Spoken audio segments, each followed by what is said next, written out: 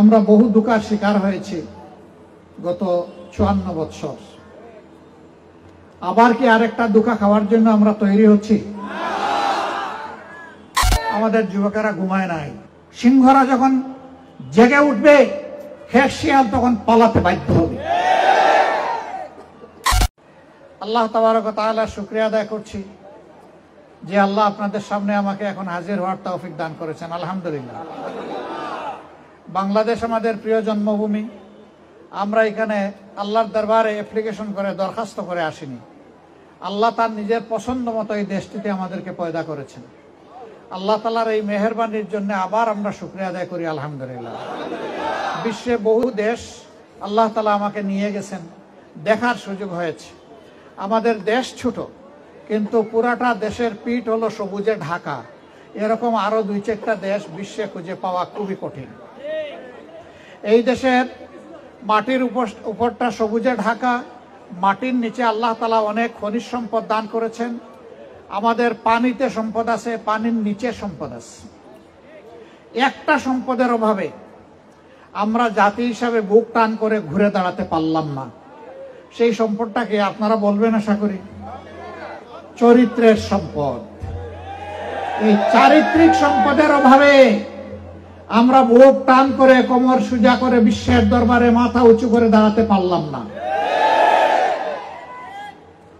যেই যায় লঙ্কায় সেই হয়ে রাবণ। এক ক্যান্ডিডেট একবার ক্যাম্পেইনে বের হয়েছেন, অপরিচিত এক বাড়িতে গিয়ে গলা জড়ায় ধরে বলতেছেন, আপনাকে দেখতে একেবারে আমার সহোদর ভাইয়ের মতো লাগতেছে। আলহামদুলিল্লাহ, এটা যেন বাকি 5 বছর স্মরণ থাকে। এরপরে বলতেছে, আপনার সাথে পরে কথা বলবো, আসেন আগে চাচার কবরটা জিয়ারত করে আসি। ওই লোক বলতেছে, কোন চাচা? কয় আপনার আব্বার। কয় আস্তাগফিরুল্লাহ, উনি তো জীবিত। প্রিয় প্রবাসী, আমরা যারা প্রবাসে কাজ করি, পরিশ্রম করি, আমরা সবাই চাই দেশে একটা ঠিকানা হোক, কিন্তু ভয় পাই প্রতারণা হবে কিনা, নিরাপদ কিনা, টাকাটা হারাবে না তো। আজ আমি এমন একটা প্রজেক্ট সম্পর্কে বলবো যেটা এই ভয়টা দূর করে দিয়েছে। তার নাম প্রবাসীর সিটি লিমিটেড। প্রবাসীর সিটি বাংলাদেশের প্রথম স্মার্ট শেয়ার ভিত্তিক রিয়েল এস্টেট প্রজেক্ট। মানে আপনি মাত্র 5 লাখ টাকা বিনিয়োগে 1% শেয়ার কিনতে পারবেন, আর 5 বছরে পাবেন দ্বিগুণের বেশি হালাল মুনাফা। তাহলে আর অপেক্ষা কেন? এখনই যোগাযোগ করুন স্ক্রিনে দেওয়া নাম্বারে। প্রবাসীর সিটি লিমিটেড প্রবাসী হেলিকপ্টারের একটি অঙ্গ প্রতিষ্ঠান।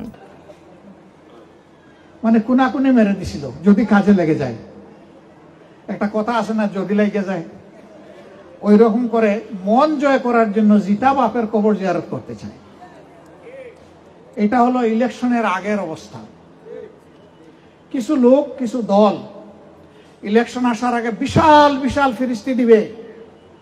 বাংলাদেশকে কানাডা বানাবে, বাংলাদেশকে সিঙ্গাপুর বানাবে, আমেরিকা বানায় ছাড়বে, এবং শেষ পর্যন্ত আমাদেরকে একেবারে মঙ্গল গ্রহে নিয়ে যাবে। কিন্তু যখন ইলেকশন চলে যায় তখন আর এটা মনে থাকে না। এই মিথ্যা ওয়াদাকারীরা নফসের দুঃখায়, শয়তানের ওয়াসওয়াসায় পড়ে মানুষকে দুঃখা দেয়। আমরা বহু দুঃখার শিকার হয়েছি গত 54 বছর। আবার কি আরেকটা দুঃখা খাওয়ার জন্য আমরা তৈরি হচ্ছি? বরঞ্চ এবার দুঃখাবাজ যারা, তাদেরকে আমরা কি বলবো? দুঃখাবাজকে না বলুন। কে দুঃখাবাজ আর কে ওয়াদা রক্ষাকারী, এই জাতির এত পুড় খাওয়ার পরে এটাকে বুঝতে এখনো বাকি আছে। অতীতের আমলনামা, বর্তমান আমলনামা, এই দুইটা দেখে বুঝতে হবে আগামীর আমলনামাটা উনাদের কেমন হবে বা আমাদের কেমন হবে। Morning shows the day. সকালে সূর্য যখন উঠে, রক্তিম সূর্য, তখন ওটা দেখে বোঝা যায় যে ওটা নিবু নিবু নাকি ঝাঁঝালো। যদি ঝাঁঝালো হয় সারাদিন তাকে দীপ্ত ফর্সা, আর যদি নিবু নিবু হয়ে উঠে তাইলে হয়তোবা দেখা যাবে যে মেঘের আড়ালে লুকোচুরি করবে। আমরা সেই লুকোচুরি করা সূর্য আর দেখতে চাই না। একেবারে স্পষ্ট উজ্জ্বল সূর্যের আলো চাই। আমরা দুর্নীতির বিরুদ্ধে যুদ্ধ করব। এই দুর্নীতি যেভাবে যেই ড্রেস পরে আসুক কাউকে ছাড় দেওয়া হবে না ইনশাআল্লাহ।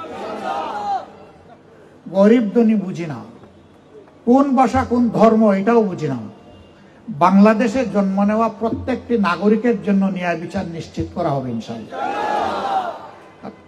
শাসকের জন্য একটা আর জনগণের জন্য আরেক আইন হবে না। সমান আইন সবাইকে অপরাধ করলে কুচি কুচি করবে।